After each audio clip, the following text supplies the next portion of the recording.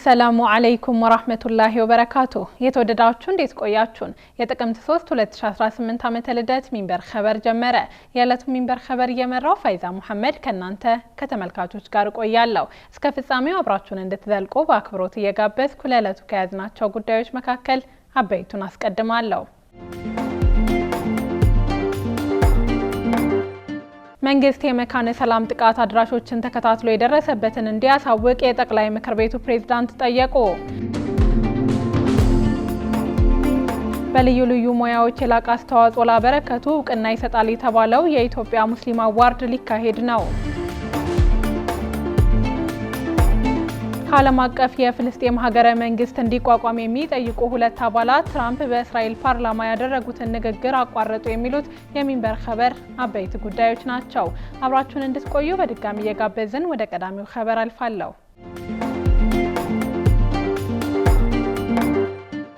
መንግስት የመካነ ሰላም ጥቃት አድራሾችን ተከታትሎ የደረሰበትን እንዲያሳውቅ የጠቅላይ ምክር ቤቱ ፕሬዝዳንት ጠየቁ። የኢትዮጵያ እስልምና ጉዳዮች ጠቅላይ ምክር ቤት ፕሬዝዳንት ሼክ ሀጂ ኢብራሂም ቱፋ መንግስት የመካነ ሰላም ጥቃት አድራሾችን ተከታትሎ የደረሰበትን እንዲያሳውቅ የጠየቁት የ2017 ምርጫ መጠናቀቅን በማስመልከት በተካሄደ የእውቅናና የምስጋና መርሃ ግብር ላይ ነው። ፕሬዝዳንቱ መስጂድ መደፈሩን ፍጹም የማንቀበለው ነው ሲሉ ተደምጠዋል። የፕሬዝዳንቱ ይህ ንግግር የመጣው በአማራ ክልል ደቡብ ወሎ ዞን መካነ ሰላም ከተማ መስከረም 23 2018 ምሽት ላይ የታጠቁ አካላት በከተማዋ በሚገኘው ኑር መስጂድ ጥሰው በመግባት ለረጅም ዓመታት በኢማምነት ያገለገሉትን ሼክ ጀማል ከማልን ጨምሮ 4 ምዕመናንን ከገደሉ በኋላ ነው። ፕሬዝዳንቱ የተደፈረው ሚንበር የኢትዮጵያ ሙስሊሞችን ብቻ ሳይሆን የዓለም ሙስሊሞችን ጭምር ያስቆጣ ድርጊት መሆኑን በመግለጽ እኛ እንፈርሳለን እንጂ መሳጅዶቻችን አይፈርሱም ሲሉ ተናግረዋል። መስጂድ የእምነት ቤቶች ተደፍረዋል። እኛ ያለነው ለእምነታችን ነው። ዘር፣ ብሔር፣ ክልል፣ ቋንቋ ምናምን አይደል። ላኢላሃ ኢላላህ ያጠቃልላል። እስከጃችሁና لا إله إلا الله ጥቁርም ቀይም ትንሹም ትልቁም ሴቱም ወንዱም መሪያችን لا إله إلا الله ነው። ቤታችን መስጂዳችን እዚህ በፊትም ብለናል። ለመስጂዳችን እኛ እንፈርሳለን እንጂ መስጂዳችን አይፈርስም የምትለው ቃል ዛሬም አለች። መስጂዳችን መከበር አለበት። ተቋማችን መከበር አለበት። ዑለማዎቻችን የሃይማኖት መሪዎቻችን መንበር ላይ ያሉ መንበር ላይ መደፈሩ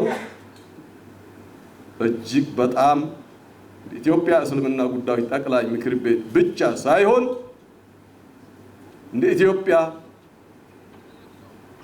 እንደ ዓለም መንበራችን መደፈሩ ፍጹም የማንቀበለውና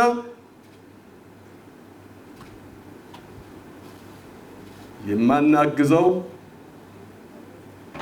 ፕሮግራም ነው የተሰራውና ስለዚህ ይህንን አስመልክቶ ከዚህ በፊትም በደብዳቤ አውጥተናልና መንግስታችን እንዲህ የሰሩትን እኩይ ተግባራት የሰሩትን አካላት ማንም ይሁን ማንን ተከታትሎ ኮቴ በኮቴ ተከታትሎ የደረሰበትን ሪፖርት እንዲያቀርብልን በዚህ ጉባኤ ስም ልጠይቅ ወዳለሁ። በወቅቱ በተፈጸመው ጥቃት ከመስጂዱ ኢማምና የቦረና ወረዳ እስልምና ጉዳዮች ምክትል ፕሬዝዳንት ሼክ ጀማል ከማል በተጨማሪ የወጣቶች ሰብሳቢው ቃሲም ዳኜ፣ የመስጂዱ ኻዲም አብዱል ሰመድ መሐመድና በጥበቃነት የሚያገለግለው ኢማም መሐመድ ተገድለዋል። ምዕመናን በተገደሉበት ኑር መስጂድ ባለፈው ጁምዓ መስከረም 30 2018 የተገኙ ምዕመናን ድርጊቱን በማውገዝ ድምጻቸውን አሰምተዋል። ምዕመናኑ ባሰሙት የተቃውሞ ድምጽ ጥቃቱን የፈጸመውን ቡድን አውግዘዋል። 18ኛው ብሔራዊ የሰንደቅ ዓላማ ቀን በዛሬው ዕለት ተከብሮ ዋለ። 18ኛው ብሔራዊ የሰንደቅ ዓላማ ቀን ሰንደቅ ዓላማችን ለኢትዮጵያ የታላቅ ከፍታ ዘመን ብስራት፣ ለብሔራዊ አንድነታችን፣ ለሉዓላዊነታችንና ለኢትዮጵያ ህዳሴ በሚል መሪ ቃል በዛሬው ዕለት በህዝብ ተወካዮች ምክር ቤት ተከብሯል። በክብረ በዓሉ ላይ የተገኙት የህዝብ ተወካዮች ምክር ቤት አፈ ጉባኤ አቶ ታገሰ ጫፎ ሰንደቅ ዓላማችን የብዝሃነት የእኩልነትና የህብረ ብሔራዊ አንድነታችን መገለጫ ነው ብለዋል። አክለውም ሰንደቅ ዓላማችን ቃል ኪዳናችንን የምናጸናበትና ብሔራዊ የአርበኝነት መንፈሳችንን የምንቀሰቅስበትና የምናድስበት ታላቅ ሀገራዊ በዓል መሆኑን ጠቁመዋል። የውስጥና የውጭ ጠላቶች ሊሰብሩት የማይችሉት የህብረ ብሔራዊ አንድነትና ሉዓላዊነት ማሳያ መሆኑን በመጥቀስ ፈተናውን በጽናት ተሻግረን አፍሪካዊት ተምሳሌት ሀገር ለመገንባት አቅማችንን የምናጎለብትበት፣ ዓለም አቀፍ ተጽዕኖ ፈጣሪነታችንን የምናሳይበት የማንሰራራት ጉዞ ነው ሲሉ ገልጸዋል። የሰንደቅ ዓላማ በዓል ሲከበር በታሪክ ውጣ ውረድ ውስጥ የጽናታችን ምልክትና ለሀገር ብልጽግናና ዘላቂ ልማት ያለንን ጽኑ አቋም ወደ ብሩህ ከፍታ ዘመን ያሻገርን መሆኑን የምናወጅበት ነው ሲሉ መናገራቸውን ምክር ቤቱ ያወጣው መረጃ ያመለክታል። ቀኑ በተመሳሳይ በመከላከያ ጠቅላይ መምሪያ ቅጥር ግቢ ውስጥ በደማቅ ስነ ስርዓት ተከብሯል። ጀነራል ጌታቸው ጉዲና በወቅቱ እንደገለጹት ሰንደቅ ዓላማና ሰራዊት እስከ ዕለተ ሞት አብሮ ይዘልቃሉ። እያንዳንዱ የሰራዊት አባል በቀኝ ክንዱ በመለያውና በክፍሉ ባለው አርማ በመስሪያ ቦታና ካምፕ ብሎም መስዋዕትነት ሲያጋጥመው መሸፈኛውና ማጀቢያው ሰንደቅ ዓላማው ነው ብለዋል። በዚህም ምክንያት ሰንደቅ ለሰራዊታችን ለየት ያለ ትርጉም እንዳለው ገልጸው ሰንደቅ ዓላማ ለኛ ለሰራዊት ክለባችን የታተመ የሀገር ፍቅር ስሜት፣ የአርበኝነት አሻራና የድል አድራጊነት ምልክትና የአሸናፊነት ልዕልና ማረጋገጫ ዘላለማዊ ማህተማችን ነው ብለዋል። በመሆኑም ከአያት ቅድመ አያታችን ሲወርድና ሲዋረድ የመጣውን የሀገርን ክብር፣ ሉዓላዊነት፣ ሀገራዊ አንድነትንና ነጻነትን እኛ የሰራዊት አባላትና አመራሮቹ እንደ ከዚህ ቀደሙ የተጣለብንን ኃላፊነት በትጋት መወጣት ይገባናል ሲሉ ተናግረዋል።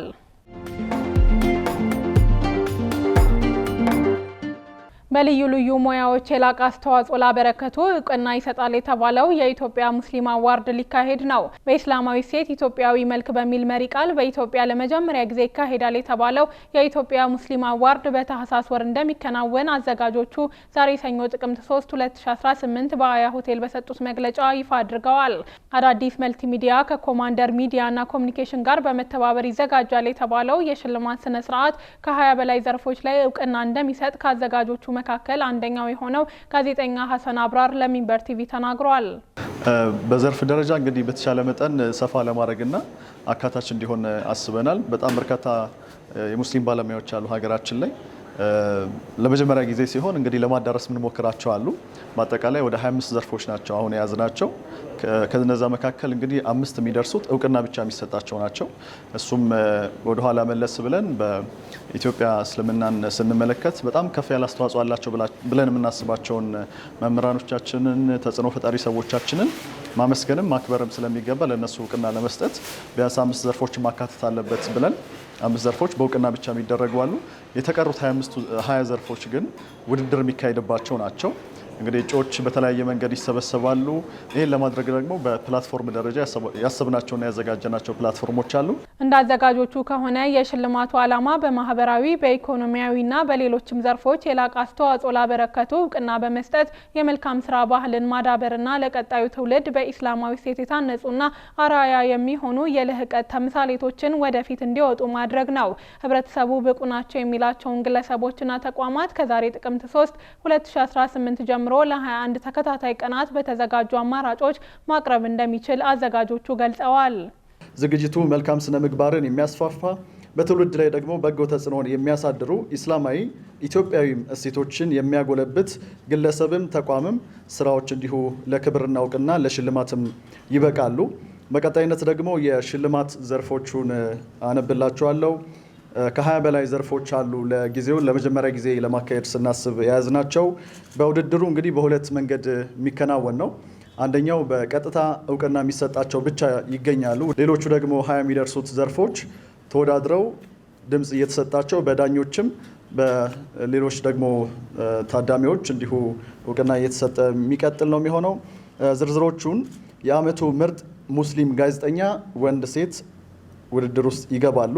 የዓመቱ ምርጥ የንግድ ሰውና ስራ ፈጠራ፣ በሐላል ቱሪዝም የዓመቱ ምርጥ የሀገር ውስጥ የጉዞ ድርጅት ወይም ግለሰብ፣ በሐላል ቱሪዝም የዓመቱ ምርጥ ኡምራ አገልግሎት ድርጅት፣ በሐላል ቱሪዝም የዓመቱ ምርጥ ሆቴል፣ በሐላል ቱሪዝም የዓመቱ ምርጥ ምግብና አገልግሎት አቅራቢ፣ የዓመቱ ምርጥ ግጥም የእስልምና ሴቶችን ማጉላት የሚል ሀሳብ ተሰጥቷቸው ይወዳደራሉ። የዓመቱ ምርጥ አጭር ፊልም የእስልምና ሴቶችን ማጉላት በሚል ርዕስ ተሰጥቷቸው ይወዳደራሉ። የዓመቱ ምርጥ ካሊግራፊም የእስልምና ሴቶችን ማጉላት በሚል እንዲሁ እነሱም ይወዳደራሉ። የዓመቱ ምርጥ ሙስሊም ደራሲም የዚሁ ዘርፍ አካል ነው። በቲክቶክ ደግሞ የዓመቱ ምርጥ ኢስላማዊ መረጃ ሰጪ፣ በቲክቶክ የዓመቱ ምርጥ ኢስላማዊ ትምህርት ሰጪ፣ በቲክቶክ የዓመቱ ምርጥ ተጽዕኖ ፈጣሪ ወንድም ሴትም እንዲሁ በዚህ ዘርፍ ለማካተት እንሞክራለን። ሌላው የዓመቱ ምርጥ ሙስሊም ዩቲዩበር ከዲጂታል ሚዲያ እናካትታለን። የዓመቱ ምርጥ ሙስሊም የፌስቡክ ተጽዕኖ ፈጣሪ ወንድም ሴትም እንዲሁ እናካትታለን። የዓመቱ ምርጥ የቴሌቪዥን ፕሮግራም ደግሞ ከኢስላማዊ ቻናሎችም እንዲሁ እናወዳድራለን። የዓመቱ ምርጥ ፎቶግራፍም የዚህ ውድድር አካል ናቸው። እነዚህ ከላይ የዘረዘርኳቸው በሙሉ እንግዲህ በውድድር የሚከናወኑ ናቸው። ሁለተኛው የአፍሪካ ክህሎቶች ሳምንት ዛሬ በአዲስ አበባ መካሄድ ጀመረ። የአፍሪካ ህብረት ኮሚሽን ከስራና ክህሎት ሚኒስቴር ጋር በመተባበር የሚያዘጋጁት ሁለተኛው የአፍሪካ ክህሎቶች ሳምንት በዛሬው ዕለት በአዲስ አበባ መካሄድ ጀምሯል። ሳምንቱ የተከፈተው አፍሪካውያንን የአፍሪካ የኢንዱስትሪ ልማት የሚያፋጥኑበትን ክህሎቶች ማስታጠቅ በሚል የሳምንቱ መሪ ሀሳብ መሆኑ ተገልጿል።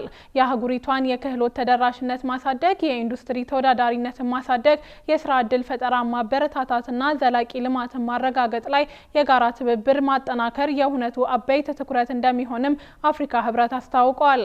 በፕሮግራሙ ላይ የህብረቱ ከፍተኛ አመራሮችና የአባል ሀገራት ሚኒስትሮች፣ ፖሊሲ አውጪዎች፣ የኢንዱስትሪ መሪዎች፣ የልማት ተቋማት አመራሮች፣ መምህራን፣ ኢኖቬተሮች፣ የወጣት ተወካዮችና የልማት አጋሮች ተሳታፊ ሆነዋል።